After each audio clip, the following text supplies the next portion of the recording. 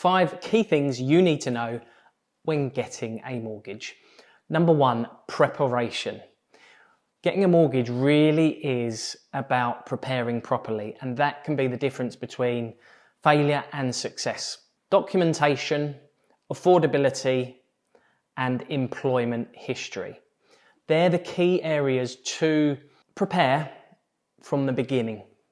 Documentation. Make sure all your documents are correct. Make sure there's no spelling errors. Make sure that there's no documents expired.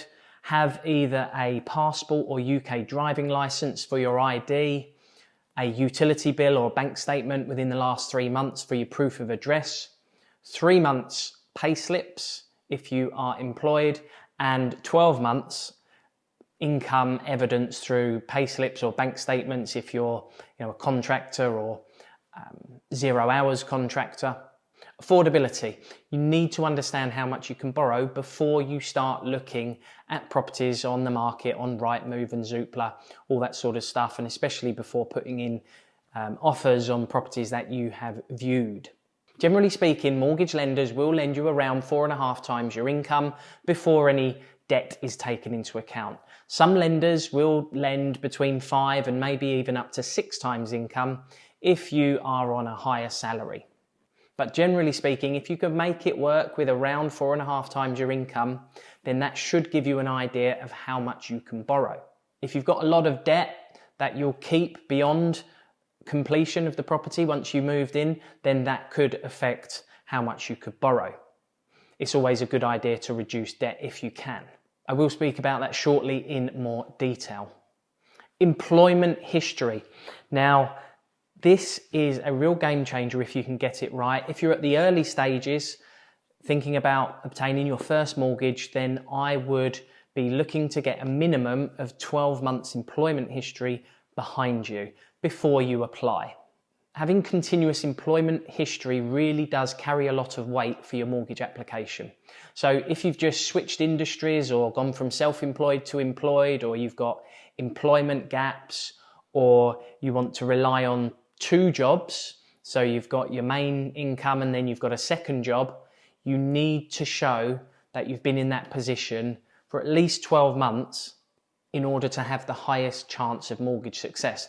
Now, there are many mortgage lenders that will, take on an application from you, and their criteria will state you only need to be in a certain job for a day or a month or 3 months or whatever it is. But I can assure you that the longer that employment history is, the better your chances will be with any mortgage lender. Number 2, debt. So how does this affect your mortgage? So you might have a credit card, you might spend a few £100s off that and pay that each month, pay it off completely, and then you're back to zero, before any interest kicks in, and then away you go again.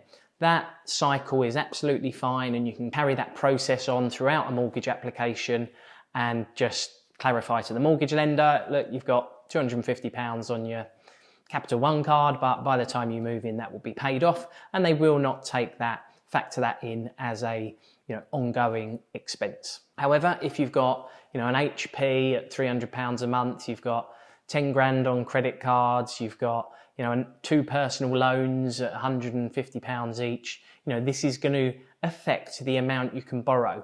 Not only affect your affordability, but the more debt you have, the more risk you will come across to the mortgage lender.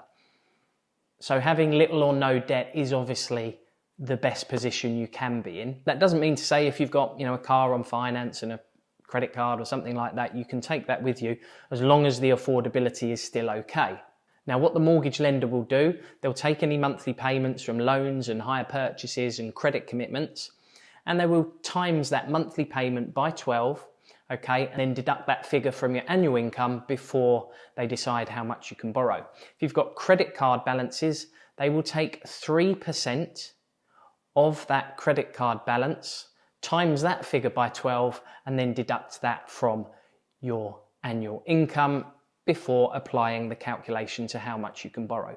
So debt has a huge bearing on not only how much you can borrow, but the risk you are to that mortgage lender.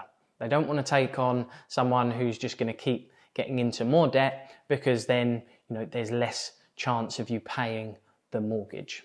3, how to pick a good mortgage broker. So it all depends in what you want from a mortgage broker. There's many mortgage brokers you can choose from huge commercial type firms to your smaller independent with 1 or 2 people. Now, you've got mortgage brokers out there who charge fees, there's mortgage brokers who don't. So, what's the best bet for you? Now, generally speaking, okay, if a mortgage broker, this is general, if a mortgage broker doesn't charge fees, they're likely to take on more volume than a mortgage broker that does. A mortgage broker that does charge a fee might be more specific to your service. For example, if you're a first-time buyer, that mortgage broker who charges a fee might have a specific service purely to cater for first-time buyers. And that might be the only mortgage they take on. So they do first-time buyer mortgages all day, every day, where, a broker that doesn't charge fees might be a bit more generic, take on, anything that comes through the door, and they might not be as strict to who they take on. They've got to get volume through the door in order to make some money. So you might find that the service is more watered down on the brokers that don't charge a fee, and the ones that do charge fees, you should expect that you could receive a decent customer services experience there. I mean, what does that look like? A customer service experience which isn't very good is if a bit like what solicitors provide. Most of their customer services are, hopeless, and that's, I would say, the equivalent of a lot of non-charging mortgage brokers out there will likely, not return your calls, very quickly, might take a day or 2. That sort of thing, won't come back to your emails quickly, won't help you with every hurdle along the way, where what you can expect from a broker that does charge a fee, I would say they're going to be with you every single step of the way throughout the process until you get those keys in your hand, and they can practically help you with any element along the way. Of course, what is a great barometer of that service is we have Google reviews, we have Trustpilot reviews. Definitely jump on there and check the reviews, okay, between different companies, and see what they're saying, see what their customers are saying. That's going to give you a great idea on the right broker for you. 4, lenders' criteria. Okay, so mortgage lenders, there's hundreds of mortgage lenders out there. So which one, is the right one for you? It's very difficult, and especially if you're just starting out. I would certainly say that over the years, I've been doing this, over 15 years now as a mortgage advisor, and mortgage lenders used to have fairly similar criteria. It was all about, who did the best deal. But now, these days, there's so many different types of situations you could be in, different employment types. Working remotely has increased so much. We've got non-UK nationals. All these different types of mortgages you can now obtain have specific criterias. 0 hours contracts for different levels of income. You have enhanced income multiples. There's so many different things to take into account and consider. That's obviously when a mortgage broker or advisor comes in handy, because they know the mortgage lender's criteria. They'll be able to look at your situation and then pinpoint the best lender for you. For example, if you might need 5.5 times your income, then most lenders are going to lend around 4.5, unless you earn in excess of 40,000 plus. Then there's lenders like Nationwide, Accord Mortgages, these type of lenders who will lend more than the standard 4.5 times income, and a good mortgage broker will know to put you with these lenders first time. Or maybe you've had a couple of missed payments, some minor adverse credit, and a good mortgage broker will know which high street lenders will be more flexible with a little bit of adverse credit. Whatever your situation is, there usually is the best mortgage lender for your circumstances, and that's where the criteria comes in, and that's where a good mortgage advisor will come in for you. Of course, you can try doing it yourself, but if you don't get it right first time, it could be expensive. When your mortgage expires. So when you obtain a mortgage, okay, and you move into your property, you would have had to choose a product, okay, a mortgage product, either some type of variable rate or a fixed rate. They are the two options. A variable rate can go up and down, and a fixed rate usually, or always will stay the same for a certain amount of time.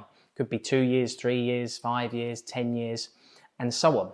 So what is the best thing to do when that deal is coming to an end? So if you've got a variable rate or a fixed rate, which is, you're in the last year, when's the best time to start thinking of renewing that mortgage, which is known as remortgaging? I would always say it's best to start looking at new products when you are inside 6 months remaining on your current mortgage product. And the reason is most mortgage lenders will provide a mortgage offer for 5 to 6 months. Okay, so obviously if you started 9 months before your deal ended and you went to a lender, they produced you a mortgage offer that lasted for 6 months, 6 months down the line, your mortgage product still would not have expired and you'll likely have some penalties to pay. So timing is really key. And also to get that process going quickly, generally speaking, renewing your mortgage shouldn't take too much time, anywhere between 4 to 8 weeks. But sometimes, problems can crop up with councils, with paperwork, with, legal related issues, which can slow that process down. So the quicker you can get that going, the less likely your mortgage product will expire. And if you haven't renewed your mortgage by then, if it hasn't gone through, then you will revert to the mortgage lender's standard variable rate of interest, which is usually, a lot higher than the product that you've just come off. And all of a sudden your monthly payments will shoot up. So that's why it's vital to start renewing or start the process to renewing your mortgage, as soon as you get inside that 6 month window. Mortgage warning. As a mortgage is secured against your home, you could be repossessed if you do not keep up the mortgage repayments. So thanks for watching today's video. I hope you have found that helpful. And if you're thinking of obtaining a mortgage in the future or buying or moving home, then please do get in touch and book a free, no obligation chat with me. The link is in the corner of the screen or at the end of the video. Have a beautiful day. I'll see you in the next one.